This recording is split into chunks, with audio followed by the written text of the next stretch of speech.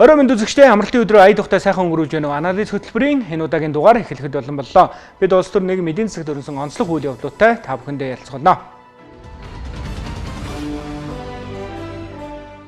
Анализ хөтөлбөрийн эхний хөндөж байгаа сэдэв бол боловсролын сайд Наранбаяртай холбоотой асуудлуудыг хөндөж байна. Учир нь юу гэхээр энэ 7 хоногт Яш буюу ерөнхий эрдмийн шалгалтыг авах энэ үйл явцаас ихсээд Наранбаяр сайдын суудлыг ганхуулах хэмжээний ийм асуудлууд өрнөж эхэлсэн нь бол хамгийн их анхаарал татсан ийм улс төрийн халуун сэдвийн нэг байлаа гэж хэлж болох юм аа.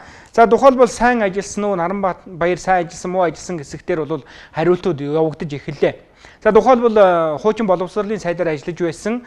За сүүлд бол гэр бүл хөдөлмөр нийгэм хамгааллын сайдаар ажиллаж байсан. Инх хамгааллын зүгээс боловсролын 6 шинжилгээ ажлыг бол Наранбаяр хийж чадсангүй.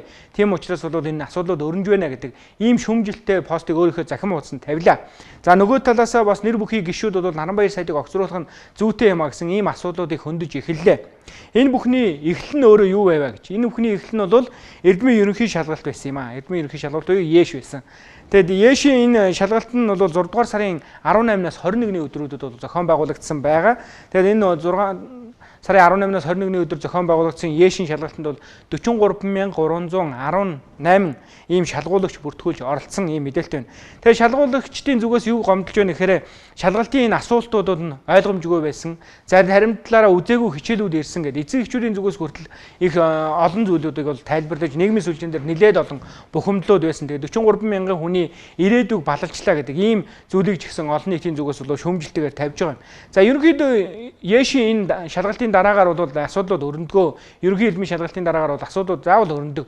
Гэхдээ өрнөхдөө бол энэ удаагийнх шиг ийм олон асуудлууд өрнөжсэн тохиолдол бол ховор байсан гэдгийг бол боловсролын салбарыг хэлж байгаа. За нөгөө талаас зарим багш нарын зүгээс хүртэл бол энэ Яшийн шалгалтын материалууд нь өөрөө их оновчгүй энэ шалгуулагчийг бол төөрөгдүүлсэн. За нөгөө талаасаа бол ийм байж болохгүй асуултуудыг оруулсан ийм дүр зургууд байна гэдэг ийм шүүмжлүүдийг гарч байгаа.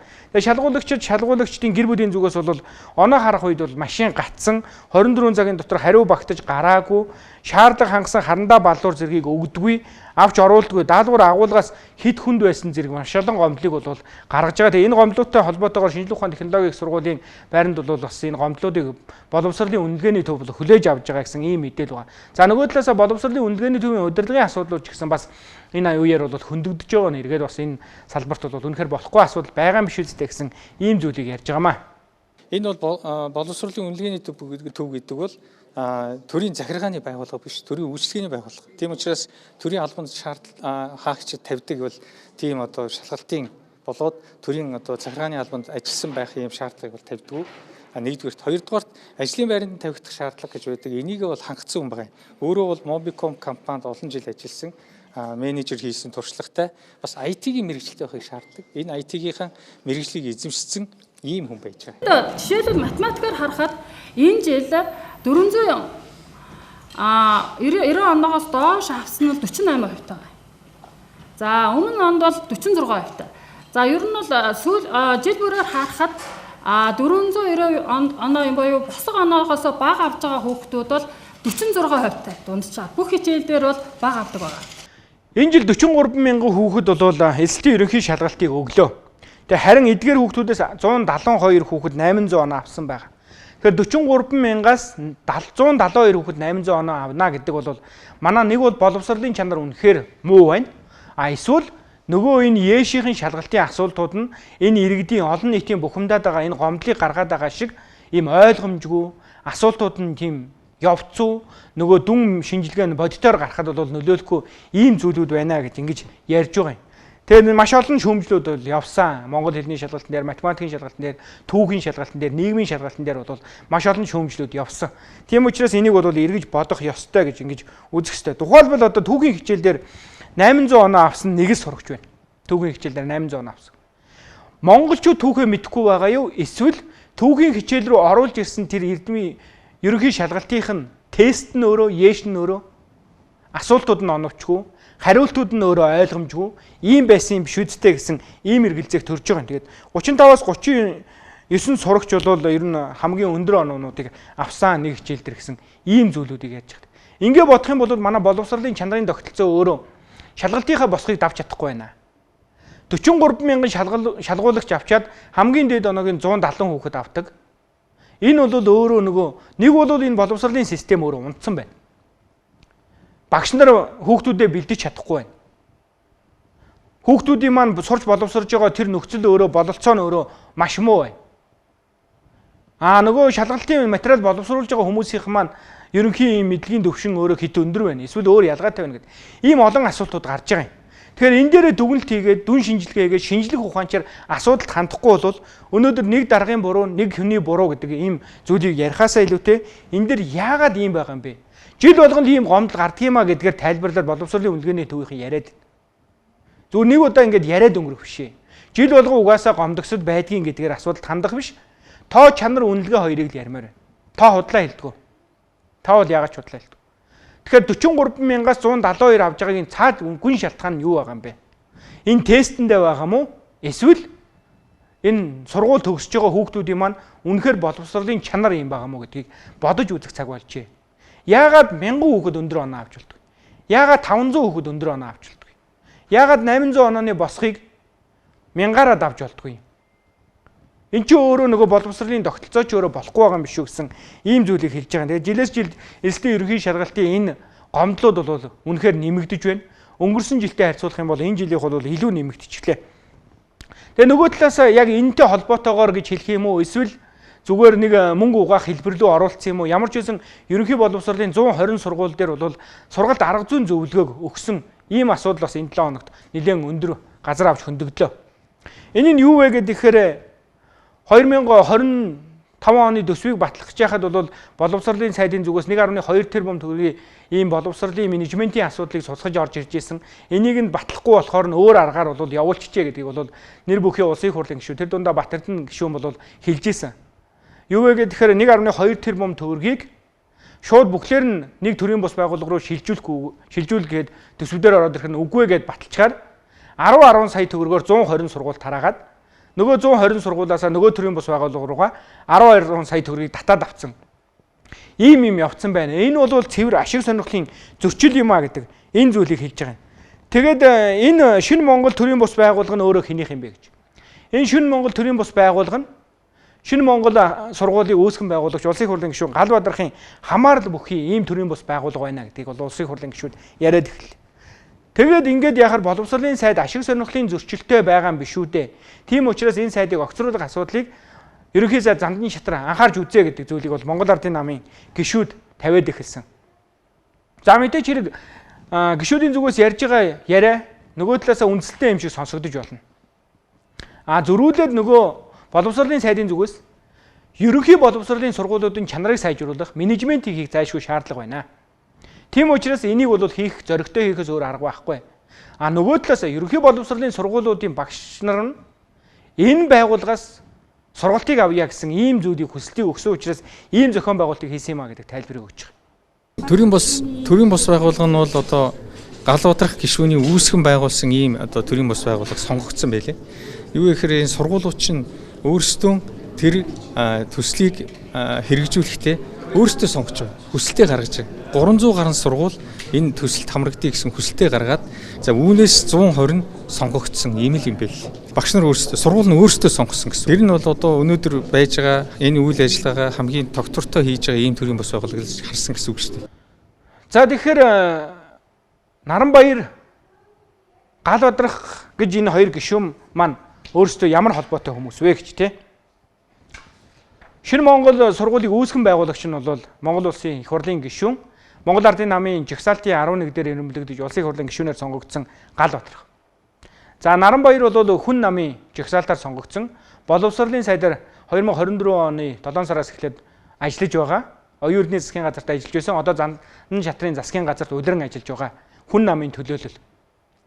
За нөгөө талаас нь харах юм бол энэ хоёр хүнийг шинэ Монгол сургууль болол нэг нь менежментийн буюу гүйцэтгэх удирдлагын ажиллаж байсан, нөгөөх нь үүсгэн байгуулагчаар ингээд энэ хоёр хүн холбоотой гэсэн ийм зүйлийг бол улсын их хурлын гишүүн Батэрдны зүгээс хэлж байгаа. Тэгээ ямар ч хэлсэн ил цагаан бол нэг зүйл тодорхой боллоо. 1.2 тэрбум төгрөгийг боловсролын яам бол бүхлээр нэг зарцуулъя гэж үзээд болохгүй гэд гишүүд эсэргүүцчихээр 10 сая төгрөгөөр нь тараагаад түүнийг нэг төрлийн бус байгууллага руу татаад авсан ийм үйл явдал болжээ. Тэгээ энэ дээр хариуцлага тооцох юм уу гүй юу гэдэг нь бол Монгол улсын ерөнхий сайд Замдны шатрын бүрэн эрхийн асуудал болж байгаа. Монгол улсын үндсэн хуулийн өөрчлөлтөөр бол ерөнхий сайдын зүгээс засгийн газрын гишүүдийг томилох чөлөөлөх эрх нь бүрэн өөрийнх нь эрх мэдэлд шилжсэн. Чөлөөлөх бол чөлөөлөө гэдгээ улсын хурал танилцуулна, томилох бол томилоо гэдгээ улсын хурал танилцуулна. Ингээл болоо. Тэгэхээр Замдан чатрын зүгээс улсын хурлын гишүүн нэр бүхий Монгол Ардын намын гишүүдийн шаардаж байгаа энэ шаардлагыг биелүүлэх үгүй юу гэдгийг бол өөрийн эрх мэдлийн хүрээнд шийднэ. За нөгөө талаас энэний цаана бол энэ Монгол Ардын намын дотоод уур амьсгалын асуудал бас явагдаж магадгүй. Тэр дундаа одоо ерөнхий сайдаар томилогдоод байгаа 1970 оны төлөөлөл, за ерөнхий сайдаас буусан 1980 оны төлөөлөл хоорондын эрх мэдлийн чимээгүй юм өрсөлдөөн бас энэ Наранбаяр сайдыг огцруулах хэсэг асуудал дээр хөндөгдөө давхар нүүдэл явж иж магадгүй гэсэн ийм зүйл бол яригдж байгаамаа. Анализ хөтөлбөртэй хамтаа үзэгч та бүхэндээ хөтөлбөрийн дараагийн хөндөж байгаа сэдэв бол 2024 оны төсвийн энэ алдагдал, төсвийн энэ үрлэгэн байдал, төсвийн энэ замраагүй зарцуулалтын талаар бол та бүхэнтэйгээ ярилцъя гэж бодчих. Тэгээ энэ 7 хоногт бол улсын хурал дээр энэ асуудал бас нэг цухас дурддагдаад аудитын дүгнэлтийг бол яриад өнгөрлөө тэгд. 2024 оны төсвийн гүйцэтгэл бол ерөөсөө 54%-тай. Буюу үр дүн бол маш бага байсан байна гэдэг энэ зүйлийг ярьж байна. Тэгээд засгийн газрын санхүүгийн тайлангаас харахад бол 9.3 их 80 төгрөгийн зөрчил илэрсэн ийм л дүр зурагтай явж байна. Тэгэхээр 25 их 80 төгрөгийн орлоготой 27 их 80 төгрөгийн зарлагтай байсан энэ төсөв маань өөрөө 9.3 их 80 төгрөгийн ийм зөрчилтэй байна гэдэг бол бараг 10 их 80 гэдэг бол 50% ийм зөрчилтэй ийм төсвийг бол 2024 онд Монгол улсын засгийн газар замхруулаа хийчихжээ. Тэгээд Монгол улсын засгийн газар гэдэг бол оюутны толгойлж исэн засгийн газар 2024 оны 1 сараас 6 сар, за сүүлд хамтарсан засгийн газар мөн оюутны толгойлж исэн 2024 оны 7 сараас 12 сар гэдэг. Ингээд зарцуулсан энэ зарцуулалт бол үнэхээр үр дүнгүй болсон байна. Төсөл хөтөлбөрүүд нь 50 хүрэхгүй хувьтай биелсэн ийм дүр зурагтай байна гэдэг бол үнэхээр чамлалтай дүгнэлт юм. Тэгээ авалтын дүгнэлтээс харах юм бол зарим албан тушаалтанд хариуцлага тооцохоос өөрөө аргагүй нөхцөл байдлыг бол гаргасан байна. Тэгээ тийм ч учраас авиргалтай тэмцэх газар холбогдох хууль хяналтын байгууллагууд аудитын дүгнэлтүүд хүрээд тэн дээр тодорхой хэмжээний арга хэмжээнүүдийг авах ийм зүйл бол яригдаад явж байгаа юм байна. Гэхдээ нэг ийм зовлон байдаг. Энэ төсвийн ийм үргүү зарцуулагдсан зүйлүүд тэгээ дараа нь ерөөсөө ингээд үр дүн байхгүй. Аудит нэг зөвлөмж өгөөд өнгөрдөг. Нөгөөдхийн тоож үздэггүй. Ямар нэгэн тодорхой хариуцлага хүлээсэн хүн байхгүйгээр ингээд өнгөрцөн байдаг. Олон жил тухайн байгууллагынхаа төсвийг үр дүнгүй зарцуулсан, алдагдaltaй зарцуулсан нэг дарга дахиад өөр байгууллагын дарга болоод явдаг. Ийм дүр зураг бол үнэхээр замхарчихсан, завхаарчихсан. Тийм учраас энэ асуудлыг бол үнэхээр анхаарч үзэхгүй бол энэ удаагийн энэ зүйл болохгүй байна гэдэг зүйлийг ярьж байна. Тэгээд өнгөрсөн жил бол 83 сая тонн үрс хурж болоод тэр нь бол бас нэг талаасаа төсвийн орлого бол үнэхээр өндөр байх ийм боломжийг нээж өгч ирсэн бол харин эргээд зарцуулалтын дээрээ бол бид нар бол ерөөсөө гарын салаагаараа урсгаад дуусчихжээ гэдгийг бол энэ дүгнэлт харуулж байгаа. Энэ дүгнэлтээс хамгийн тод харагдаж байгаа зүйл бол ерөөсөө л бид нар төсвийн гүйцэтгэл бол 54%-тай байгаа энэ дур зураг харагдана. Тэгээд 712 шинэ хөтөлбөр байсан. Үүний бол оновчгүй зүйл байсан. 3.8 их 80-ийн санхүүжилттэй төсөл хөтөлбөр хэрэгжүүлсэн байгаа юм. Тэгээд эндээс бол дөнгөж 54%-тай байна гэж бол хэцгээр хэцүү. За 37% санхүүжилтийг нь огт олгоогүй ийм төсөл хөтөлбөрүүд байж ах жишээтэй. 34% төлөвлөсөн арга хэмжээ нь хэрэгжээгүй байх жишээтэй. Тэгээд зураг төсөл тэзүүгүй төслүүдүүд санхүүжилт олгосон ийм олон зөрчлүүд илэрсэн ийм дүр зургууд байж байгаа. Тэгээд энэ дээр ерөөсө хариуцлага хүлээж байгаа хүн байхгүй, энэ дээр асуудлыг ярьж байгаа хүн байхгүй, өнөөдөр ингээл нэгнийхээ толгойг илээл өнгөрч байна. Тэгч нь огт шалгараагүй байхад санхүүжилтийг нь байршуулчихсан гэдэг. Тэгээ бага дүн биш шүү. 102.5 тэрбум. Энэ бас ямар учиртай? Яагаад ийм одоо хууль зөрчсөн үйлдэлүүдийг ингээд бараг жил болгон хийгээд идэм болоо? Тэгээд нөгөө зөвлөмжийг хэрэгжүүлэхгүй 50%-тай гэхэр ч одоо аргачлгүй болоод гэж бодож байна.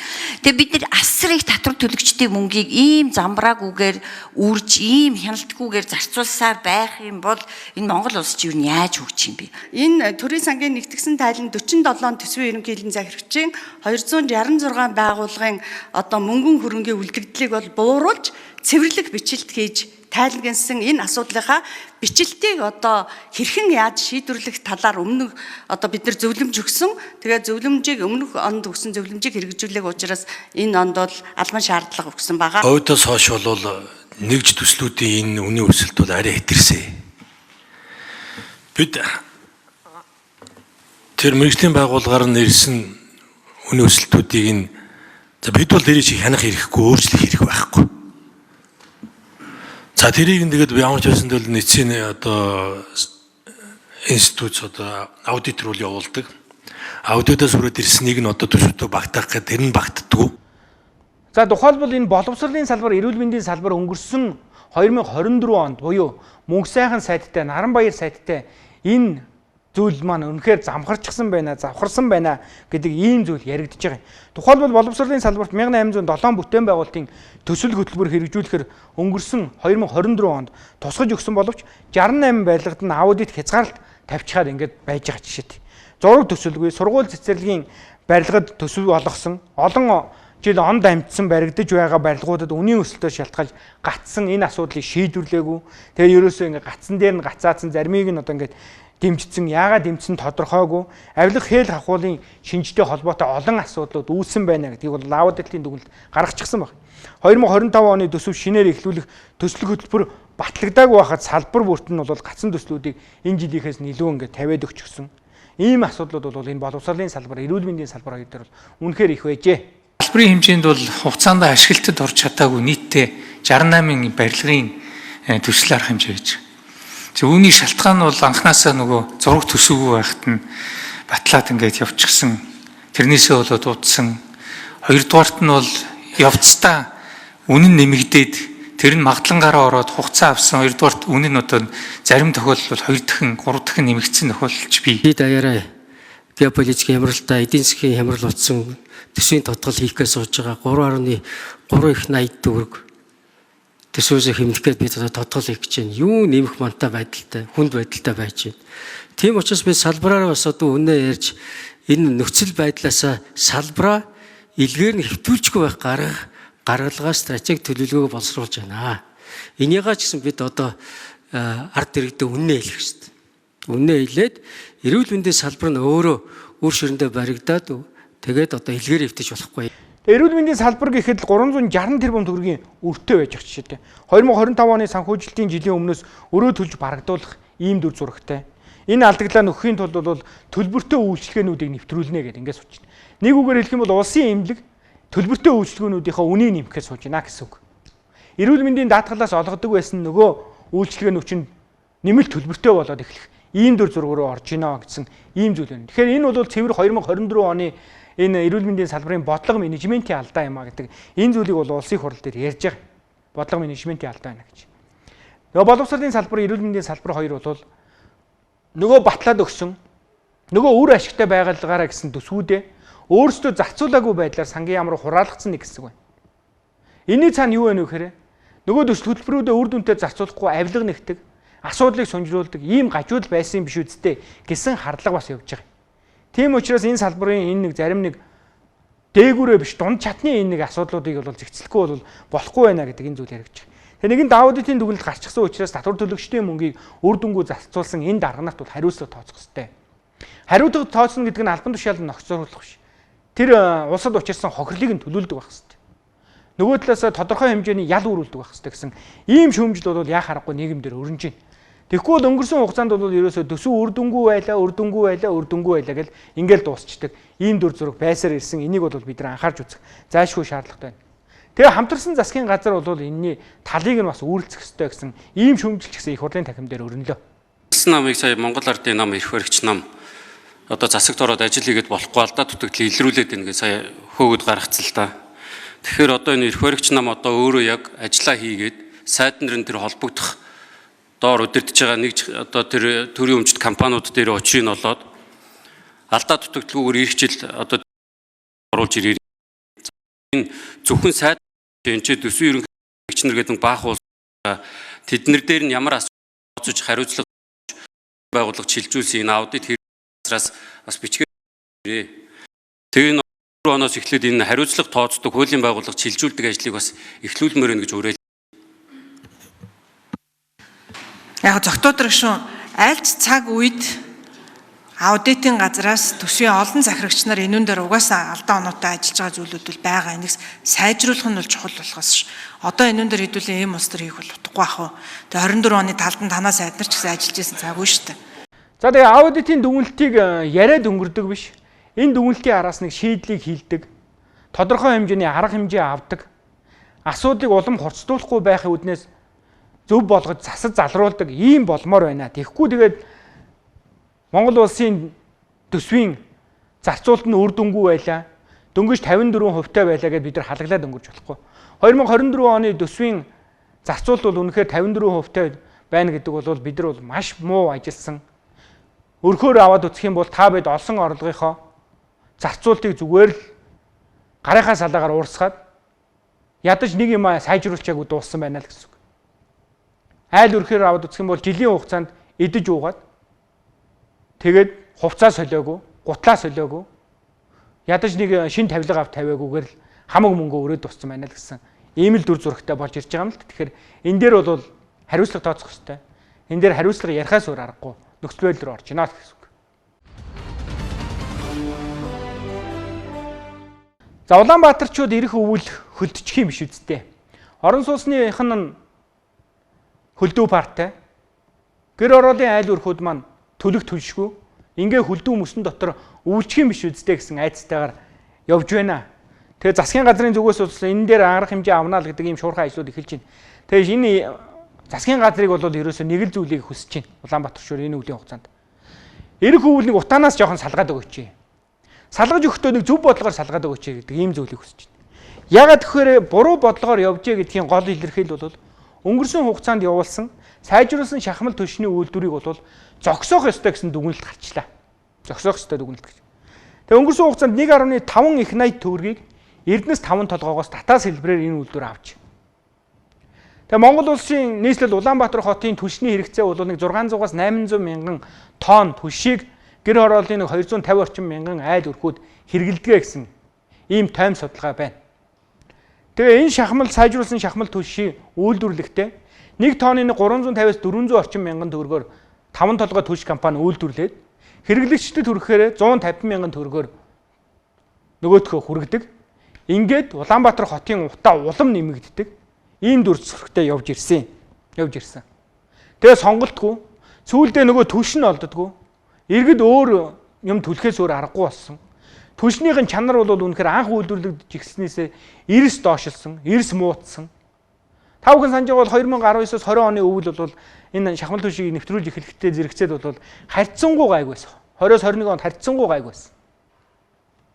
Тэгэл 22 оноос эхлээд бүр дампуураад гисэн. Тэгээ энэ 1.5 их 80 төгрөгийн энэ Эрдэнэс 5 толгоогоос авсан татаасны цаана ямар авилга хээл хахуул албан тушаалтнуудын мөнгө итсэн асуудал байгаа юм бэ гэдэг энэ зүйлийг хөндөж ярилцахаас өөр аргагүй нөхцөл рүү орж байгаа.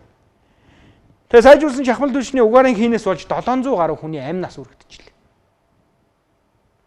Энийн хариуцлагыг өнөөдөр хэн үрэх юм бэ гэдэг нь ойлгомжгүй. Тэгээ нэг зүйл түлшийг л ингээд тулгадаг. Тэрнээс болоод эрдэнэт хүний амь нас үргэлждэг ийм л дүр зураг руу явж ирлээ. Одоо яг ийм дүр зураг бас давтагдах гээд байна.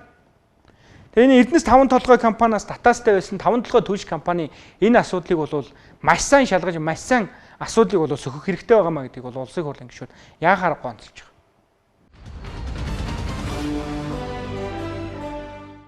За тэгээд Эрдэнэс 5 толгой компаниас татаастай 5 толгой түлш компани үйлдвэрийг зогсоох юм бол юу болох вэ?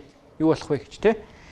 Тэгээ энийг зогсооно. Зогсоох учраас 226 тэрбум төгрөгөөр бүгд найрамдах хятад ард улсаас хагас коксцсон хөх нүүрсийг худалдаж авна гэдэг энэ зүйлийг нийслэлийн засаг дарга гаргаж тавьсан. Энэ нь өөрөө зөв юм уу буруу юм уу гэдэг асуулт өрнөж байна. Дахиад нэг сонголт гэсэн үг. Яагаад заавал зөвхөн нэг улсаас нэг газраас түлш авах гээд байгаа юм бэ? Тэрэндээ яагаад шууд 226 тэрбум төгрөгийг бүхлээр нь төсөөлж байгаа юм бэ? Эрдэнэс 5 толгой компани энэ түлш үйлдвэрлэгдэхгүй гэж байгаа бол үйлдвэрлэгдэхгүй байна. Тэгвэл хувийн аж ахуйн нэгжүүдэд дэмжсэн та бүхэн ийм стандартыг хангасан түлшнүүдийг оруулж ирээд хэрэглэгчдэд санал болгоо гэдэг ийм яагаад зах зээлийн үндсэн зарчмыг мөрдүүлэхгүй байгаа юм бэ? Стандартуудаар тогтоогоод өгчөөд хувийн хөвшлүүдтэй боломжийг олгох нь өөрөө төрийн. Гэтэл төр заавал бизнесийг өөрөө хийх гэж дайрдаг ийм дүр зураг байна.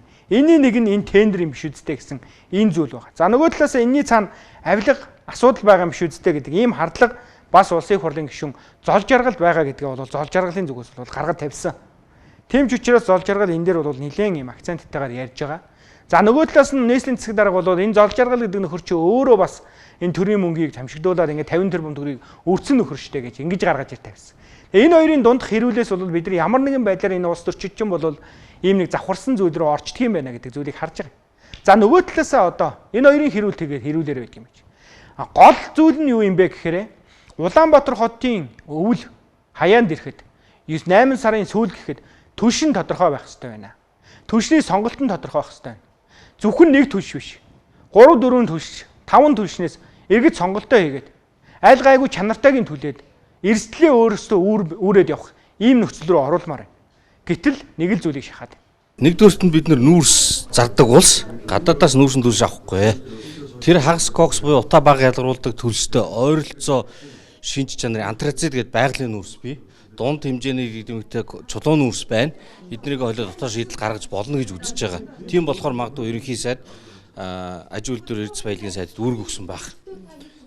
Хоёрдугаарт нь 226 тэрбум гэдэг чинь асар их мөнгө шүү дээ. Ямар их мөнгөтэй яхаараа дэрэг гэж гадаад гаргаж явах гэдэг.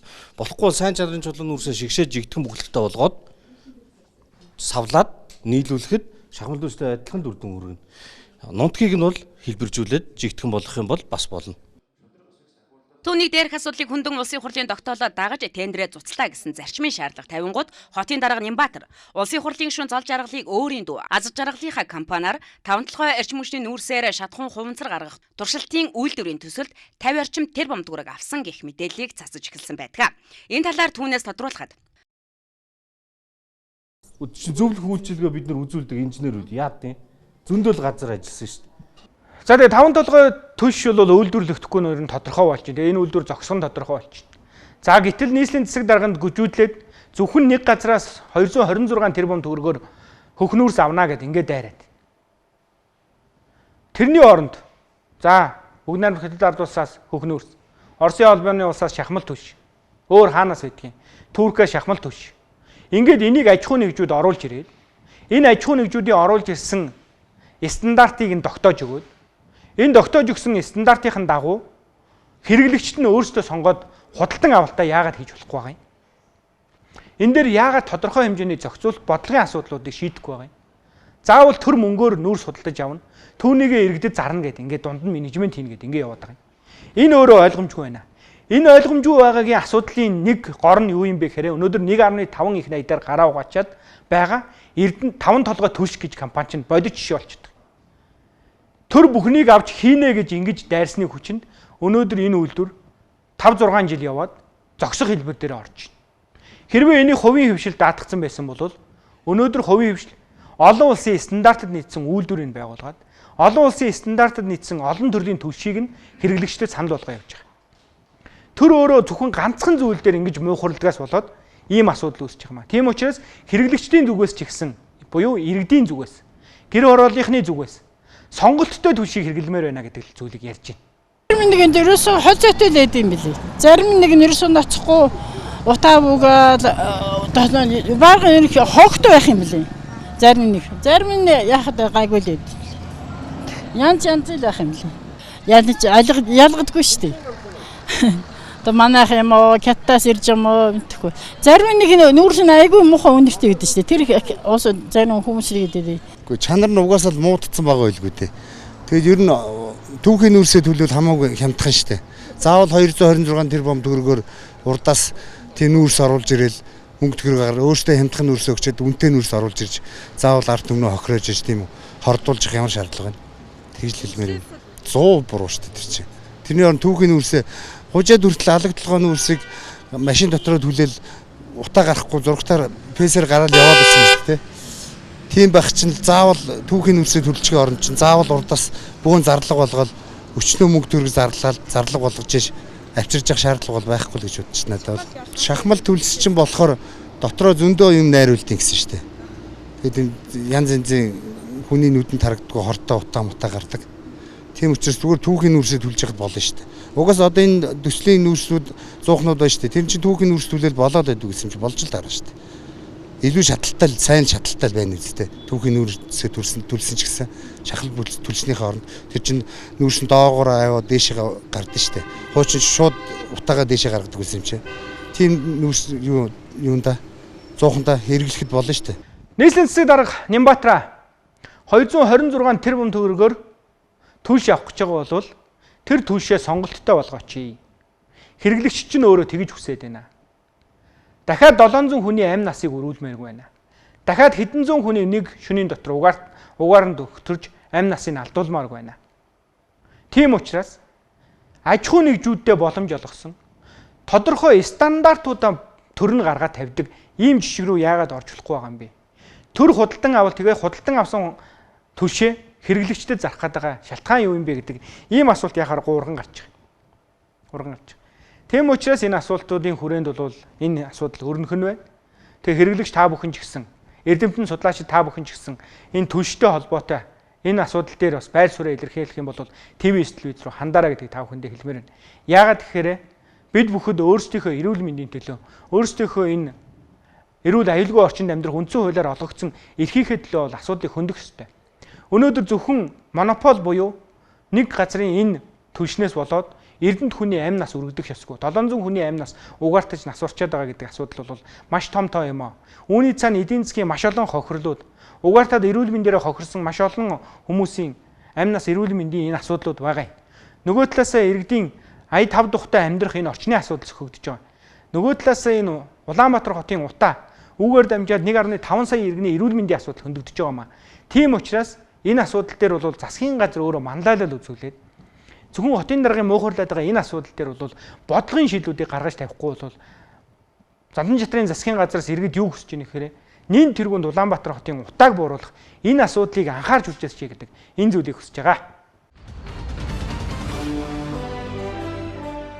Өдөр та бүхэндээ 7 хоног бүрийн нэм гарагт хүргэдэг анализ хөтөлбөрийнхөө ээлж дугаарыг хүргэлээ. Эх 7 хоногт энэ цагтаа уулзлаа.